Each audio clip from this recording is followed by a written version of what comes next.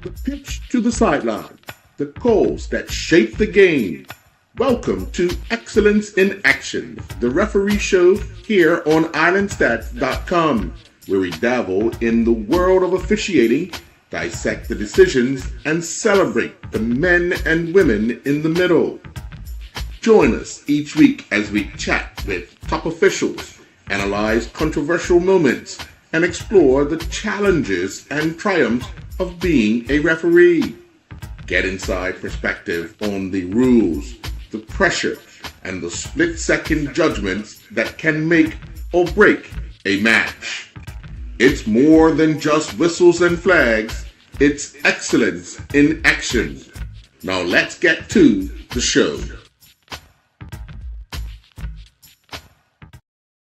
Well, good afternoon and welcome to this edition of Referees Corner, Excellence in Action. I'm your host, Earl Basden. Joining me is the president of the Bermuda Football Association, Mr. Mark Wade, who is also a member of the CFU Executive Committee. Is that correct, sir? That is correct, okay. Sir. Okay. A man who has played the game, done a little bit of officiating as well, has done his duty. But Mr. Wade, well, first of all, thank you for joining. I think it's important that people hear from leadership in football, and you can't get no higher in Bermuda than you yourself. But we find ourselves yet again at the start of a season under what we call it understaffed. And struggling for numbers in regards to officials. It's one of those things, I guess, every year you scratch your head and try to figure out how we could attract more, if any. But give us your assessment of where we are from an administrative point. Well, I mean, from an administrative point, I think we have all the necessary sort of systems and protocols in place. What we're missing is the people, and I think we spend far too much time talking about the negatives of refereeing and not enough time talking about the positives. Mm-hmm. And I think we need to change that narrative. Okay, and I mean that is a valid point, because we often, like you say, hear those negative talks about officials and so forth, and whatever's going on in the game and the like. But we currently have officials over doing matches in the Canadian Championships. Amari Evan and I think Clinton Hayward are over Yes. there, but those are the things that are kind of rewards. We've watched Bermuda play international football, both men and women, under 17s, and we've seen referees from different countries be rewarded by officiating those matches, and it's something that I guess if we set a standard to say if you want to, I mean, here's an opportunity to see the world through refereeing. Sure. I mean, and refereeing is a global fraternity as well, right? Mm-hmm. So there are even relationships that you can create and build on through refereeing. It's something that you have to want to do. It's something that you have to have the right personality to do. Mm-hmm. But the rewards can be tremendous. You can start as small as just giving back to the sport that you enjoy, or helping out your son or daughter, Right. or even as a godparent or aunt or uncle or what have you, brother or sister. At the grassroots level, you can be giving back to the game, and from there you build on that. From there you can build on that. From there you can move on to Premier and First Division matches here in Bermuda, and then build on that as international referees.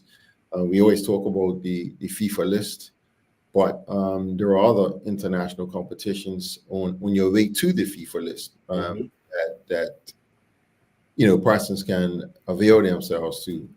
And it's certainly not just a male field. We have females who have done well over the years, and there's no reason why females shouldn't get involved as well, right? Yeah. Um, like some of the tournaments that happen where people can still go without being on the FIFA list, like the Dallas Cup, like the Minnesota Cup, Hmm. like the CFU Challenge Series. Those are where referees from around the region go to learn. There is the CFU Academy. There's the referee on the CONCACAF development area as well. So there's a lot there if persons are interested, right? Yes, you have to have thick skin, but as a as the leader of the BFA, I have to have thick skin. It's not that difficult. And the persons you see who are refereeing are certainly enjoying themselves. They're not grumbling every weekend and week out. They're still enjoying themselves doing it as well. Yeah. Um, some years ago, it would have been when you were polishing your boots to play.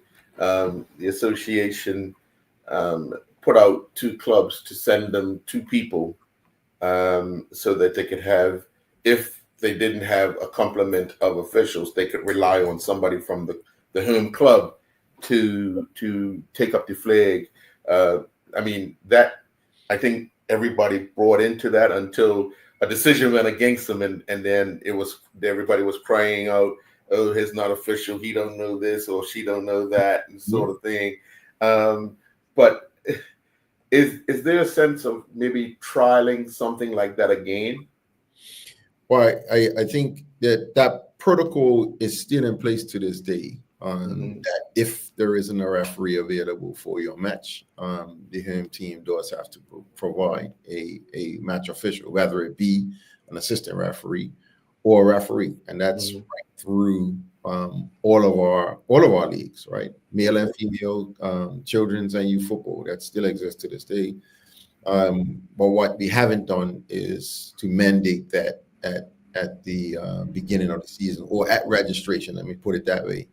And perhaps that's something we need to revisit. Because yes, I do recall when that was mandated from the FA that you did have to send two people to be trained, so Hmm. that they would at the very least become level one um, officials, right? Right. Um, Right. yeah, I think definitely maybe that's something that we should revisit. Yeah.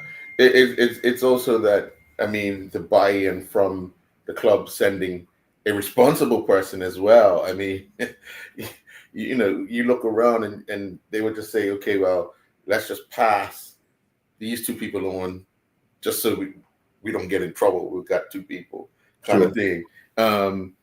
I think it, for football to really, I would say, not survive, but for football to really see the true light, I think we have to. Everybody has to buy into the most important thing is that we have officials, because without the officials, we don't have a game.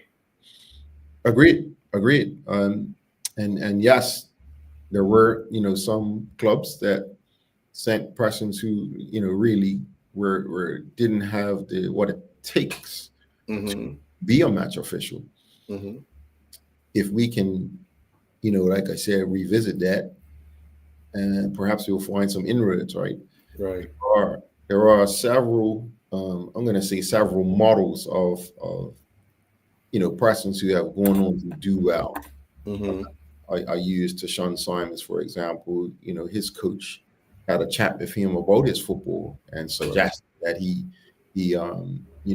maybe think about refereeing, Yeah. or Amari Majors is pathway Hmm. where you know his parents. had a chat with him, about, maybe you should do refereeing.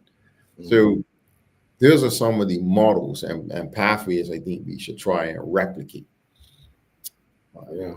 And those conversations, are things that we can have and should be and will be part of a referee and recruitment campaign.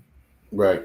I mean, right now we have an abundance of young people who are taking up the mantle of officiating, even senior games. Hmm. And,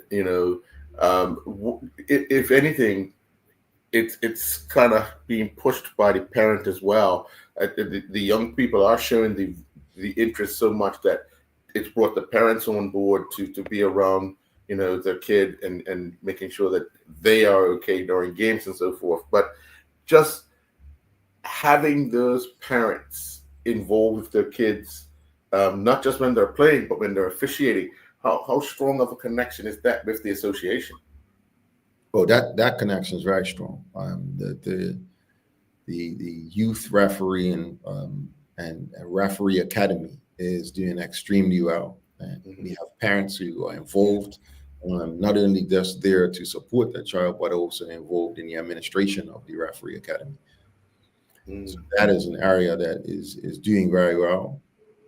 It's an opportunity for young people to get involved. They can either choose to have that as part of their community hours, or they can choose to earn a bit of spending money. So, that's doing very well. There's a cadre of young referees who, we through through the CFU and CONCACAF have our eye on them. There's one or two that's going to have to make a choice between football and being a referee, because they are very good, very good. Yeah. When we look at scheduling, obviously, with the limited amount of numbers we have, I know you're not directly involved in the scheduling, but obviously you've seen what's had to have happened with the schedule to allow football, especially at the senior level, to kind of keep going.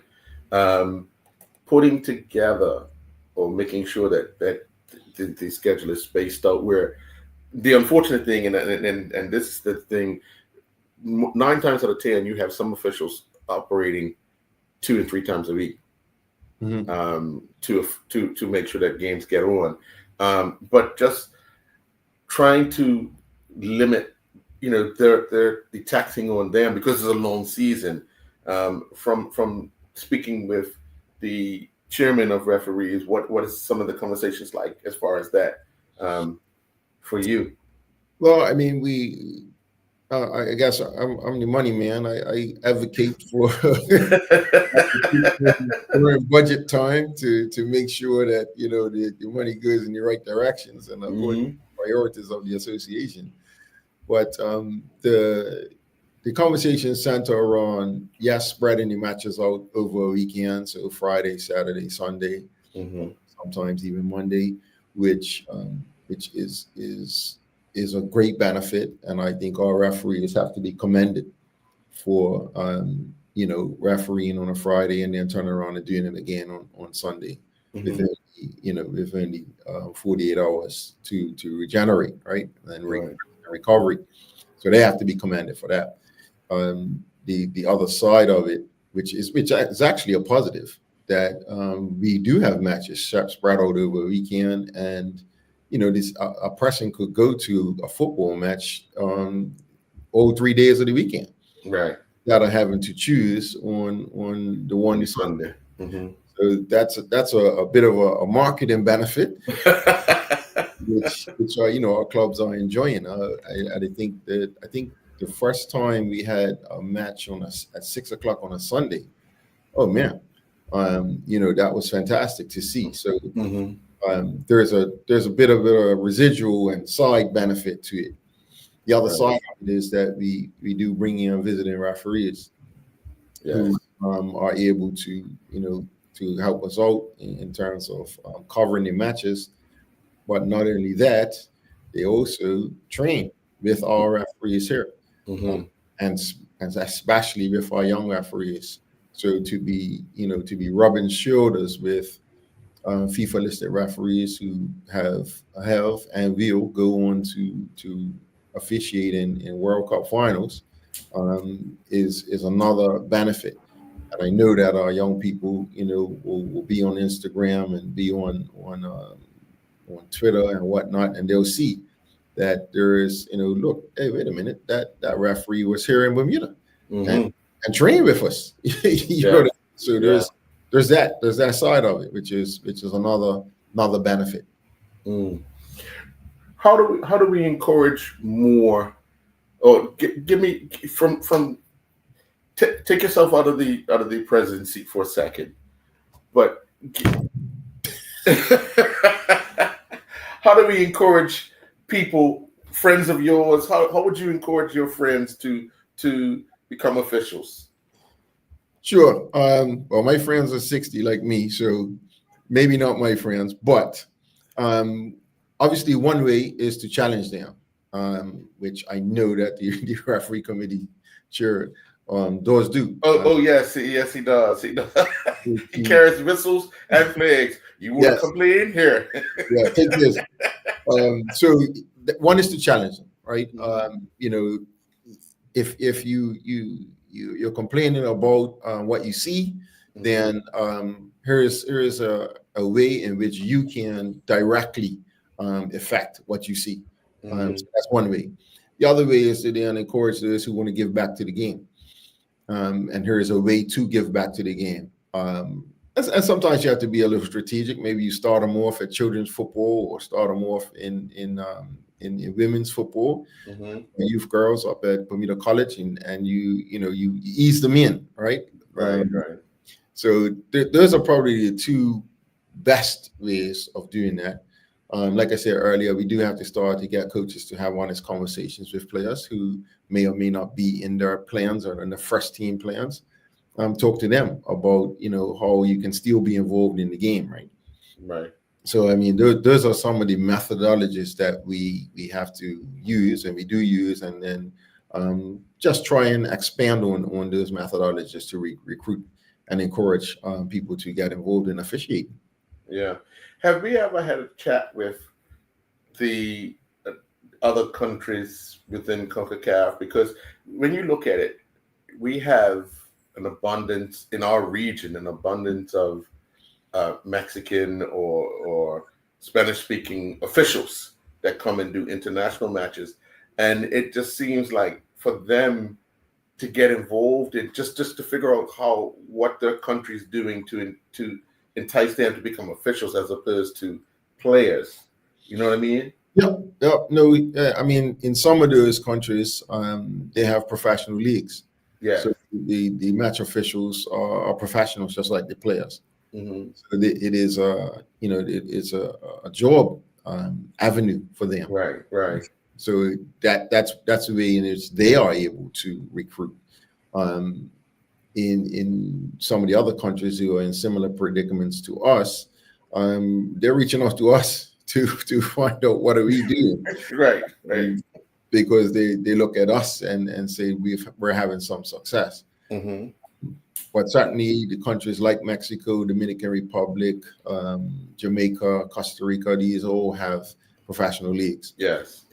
They're able to attract referees from a professional standpoint, full-time job standpoint. So they have that benefit, which is a bit ways away from us. Okay, let me ask you this question. In order to have a professional league, i.e. in Bermuda, what are the numbers? What would the numbers financially look like to sustain for a 5-year period to get us off the ground? Sure. So in terms of costs, if you imagine, we would probably need to be paying players somewhere in the region of $50,000 a year. And I'm not sure where that ties in with the minimum wage, but it obviously has to be has to align with the minimum wage in Bermuda. But it also has to be something worth their while, right? To be able to play. So if you want to take 1,500 roughly, senior man, senior women roughly, multiply that by $50,000 a year. There's your start, and multiply that by what we have now, which is 19 teams in the men's division, and we had 3 in the women's division, so to speak. So if you do the math, that gives you some indication of where we're starting. We're starting there with players. And when you get into the rest of it, which is all the support staff, coaches, and grounds people, etc., to make sure that our facilities are up to scratch for a professional league, it takes us well into 7 figures. And once you get to that seven figure range, then you have to talk about where the revenue is coming from to support it, right? So there's gate receipts, and there's sponsorship, and then there's TV rights, and what have you.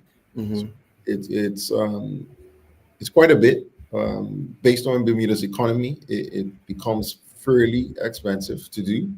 And you gotta, when you do all that math, it might come out to, a game should be $40 or $50, but is will the market, will the market accept that? Right.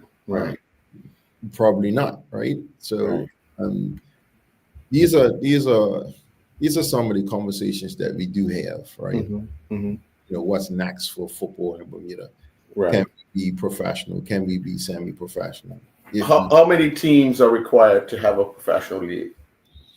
It varies, but 10 is always a good number to start with. It just fits into scheduling and how long you want this professional league to play, so on and so forth. So we have to really wrap our heads around all of the elements that are involved in a professional league. Okay, all right. I just wanted to ask that because that conversation I don't think has been had openly as much as you've just explained it. Because when we compete internationally, we're competing against countries that have, like you've indicated, professional leagues. So and we've had that conversation in several different sort of forums, right? I've had that conversation with my coaches hat on, with other coaches, right? We've also had the conversation within our marketing area, and then we turn around and have the conversation again from the administrative area. So, at some point, yes, we're going to document these conversations, and put a business plan together that we can say, all right, we've completely investigated this, we've banged all the ideas around, and this is where we land, and then we can take an honest opinion about it, and an informed one, right? An informed opinion on whether or not professional football is something that Bermuda can do, and something that the market and the fans will really gravitate to. It's been tried in different forms, right? You had the Island Soccer League, and you had the Bermuda Hawks, which was an attempt to have a professional team or semi-professional team. So it has been tried in different ways. I think you'll see us within the next 3 to 4 years take a real look at it, and then be able to make informed opinions about it. Okay. All right. So now back to refereeing. And That's what we're supposed to be talking about. Over the last few years, I mean, we've recognized Young Referee of the Year, and so forth. Is it something maybe the association could look at and do on a monthly basis? Just highlight a referee or a referee assistant, just because I think, and you started off the show by saying, we need to start looking at more positive things. Mhm. Is that something, if we're highlighting somebody's talent, or somebody's accomplishment, as an official, you think that would be more of a positive thing to do for the referees? Yeah, no, I mean, there's no argument from me that it'll be positive. I know that discussion has been had, and maybe it's the referee chair to kind of talk about it a bit more, or even the BRA to talk about it a bit more. Mm-hmm. What that would structurally look like. Yes. Because the pool is small. Yes. The danger is that you would continue to have the same person. Same big person. Yeah. So that's always a danger. But obviously recognizing someone's work and their commitment to football is never a negative thing. Right. So it's certainly a conversation worth having. Yeah, definitely. I think I had that conversation with the chairman. Sure. If it's not listening and watching now, he'll basically. I probably is. Sure. Yeah. All right. Well, thank you, Mr. President. Any update on CFU appointments yet? Not yet. I know that all the standing committees have been selected. So we'll allow the CFU secretariat to communicate all of those, and then we should be able to then communicate with the Bermuda public. Okay. All right. Well, thank you for your time. Hopefully, I could see you. Before we used to be in stripes, but no. Hopefully, I'll see you with a flag one of these times again. Sure. And because that would encourage, if people see the president or somebody out there doing it, it would encourage them to do it. Well, I can go find my picture, my one picture. Oh, trust me. I still have it too.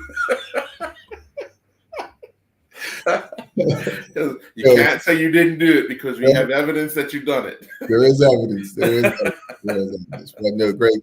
Thanks for having me. I really appreciate it. Yes, I'd love to be talking about referees. Yes, indeed. Enjoy the rest of your evening. Appreciate it. Thank you. Okay. Bye. All right. Bye.